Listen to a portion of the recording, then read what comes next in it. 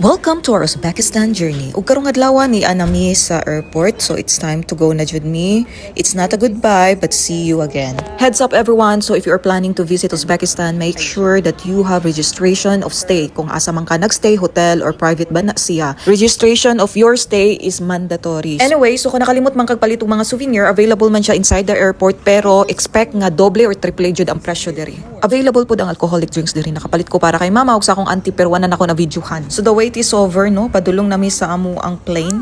So we just Get in the plane now. nag-demonstrate na ang stewardess sa safety instruction. So palarga na jud ang eroplano og si Miran excited kaayo siya kay ang take off og ang landing ang pinakapaborito jud niyang parte sa pagsakay-sakay namo sa eroplano. Bye for now, Tashkent. After 3 hours and 25 minutes, so na nami sa Sharjah, na hapit nami maglanding na si Miran. Mami, tanawa na gud sa bintana o nakita niya ang amo ang building kung asa mi nagpuyo.